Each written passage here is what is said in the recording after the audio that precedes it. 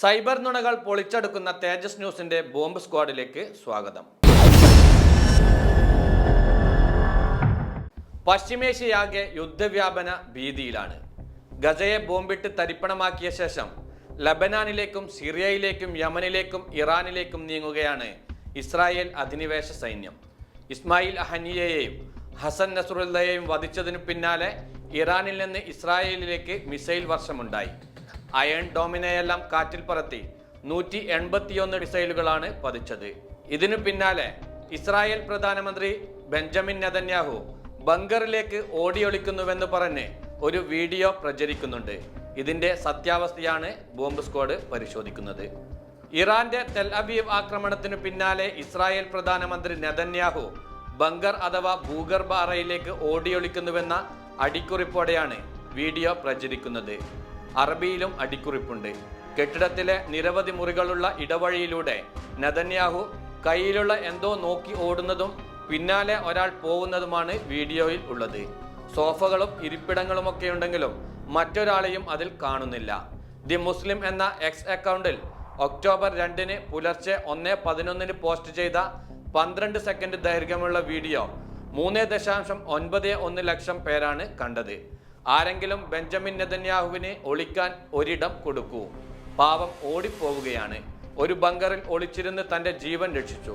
സ്വന്തം നാട്ടുകാർ സ്വയം രക്ഷിക്കട്ടെ എന്ന് പറഞ്ഞ് അയാൾ ഓടിമറഞ്ഞു.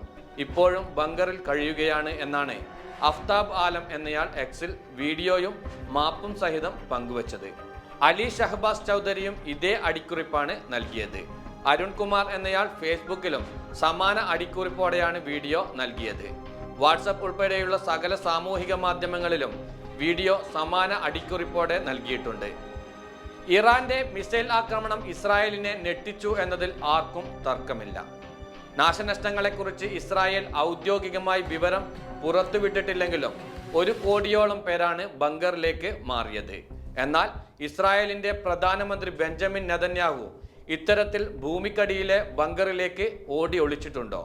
ബോംബ് സ്ക്വാഡ് പരിശോധന തുടരുന്നു. ഗൂഗിൾ റിവേഴ്സ് ഇമേജിൽ പരിശോധന നടത്തിയപ്പോൾ ഒരു എക്സ് പോസ്റ്റ് കണ്ടെത്തി. വിവരശേഖരണത്തിലും ഡാറ്റ വിശകലനത്തിലും വിദഗ്ധനെന്ന് സ്വയം പരിചയപ്പെടുത്തുന്ന ഇസ്രായേൽ അനുകൂലിയായ ഗിൽ ഫെൽഡ്മാൻ എന്നയാളുടെ അക്കൗണ്ടിലാണ് വീഡിയോ കണ്ടെത്തിയത്. ഇതുപ്രകാരം വീഡിയോ പങ്കിട്ടത് 2024 ആഗസ്റ്റ് 27 മാത്രമല്ല, നേരത്തെ കണ്ടതിൽ നിന്ന് കുറച്ചുകൂടി ദൈർഘ്യവും ഉണ്ട്. 25 സെക്കൻഡ് ദൈർഘ്യമുള്ള വീഡിയോയിൽ നെതന്യാഹു കോണിപ്പടിയിലൂടെ പോകുന്നതും വേറെയും ചിലരുള്ളതായും കാണിക്കുന്നുണ്ട്. നെതന്യാഹു റൺ എന്ന് ഹിബ്രു കീവേഡ് ഉപയോഗിച്ച് പരിശോധിച്ചപ്പോൾ ബെഞ്ചമിൻ നെതന്യാഹുവിന്റെ വെരിഫൈഡ് ഇൻസ്റ്റഗ്രാം അക്കൗണ്ടിലേക്കാണ് എത്തിയത്. ഇവിടെയും വീഡിയോ പോസ്റ്റ് ചെയ്തിട്ടുണ്ട്. 2021 ഡിസംബർ 14 പുലർച്ചെ 2:31 പോസ്റ്റ് ചെയ്തത്. ഇതേ സമയം തന്നെ നെതന്യാഹുവിന്റെ എക്സ് അക്കൗണ്ടിലും വീഡിയോ പോസ്റ്റ് ചെയ്തിട്ടുണ്ട്. നിങ്ങൾക്ക് വേണ്ടി ഓടുന്നതിൽ ഞാൻ എപ്പോഴും അഭിമാനിക്കുന്നു. ഇത് അരമണിക്കൂർ മുമ്പ് നെസറ്റിൽ നിന്ന് എടുത്തതാണ് എന്നാണ് ഹീബ്രു ഭാഷയിൽ അടിക്കുറിപ്പ് നൽകിയത്.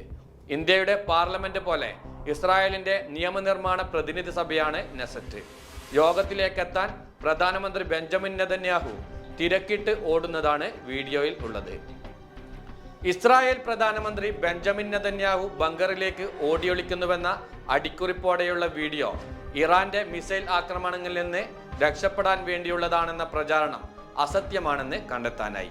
മാത്രമല്ല, ബങ്കറിലേക്കല്ല പാർലമെന്റിലേക്ക് നെതന്യാഹു തിടുക്കപ്പെട്ട് ഓടുന്നതാണ് ഇതെന്നും വ്യക്തമാണ്. ഒക്ടോബർ 2 ഇറാന്റെ ആക്രമണത്തിന് ശേഷമുള്ളതല്ല വീഡിയോ എന്നും കണ്ടെത്തിയല്ലോ. ഗസയിൽ നിന്ന് ലബനാനിലേക്കും സിറിയയിലേക്കും യമനിലേക്കും അടുത്തതായി ഇറാനിലേക്കും അധിനിവേശ ഇസ്രായേൽ സൈന്യം അമേരിക്ക ഉൾപ്പെടെയുള്ളവരുടെ പിന്തുണയോടെ യുദ്ധം വ്യാപിപ്പിക്കുമ്പോൾ ഒരിക്കൽ ഇസ്രായേൽ ഭരണാധികാരികൾ ഇത്തരത്തിൽ ബങ്കറുകളിലേക്ക് ഓടിയൊളിക്കപ്പെടുമെന്ന ചിലരുടെയെങ്കിലും ആഗ്രഹമായിരിക്കാം ഇത്തരം അടിക്കുറിപ്പുകൾക്ക് പിന്നിൽ. എന്നാൽ അസത്യം കൊണ്ട് പ്രചാരണം ഏറ്റുപിടിക്കാതിരിക്കുക എന്നേ ബോംബ് സ്ക്വാഡിന് പറയാനുള്ളൂ. നന്ദി.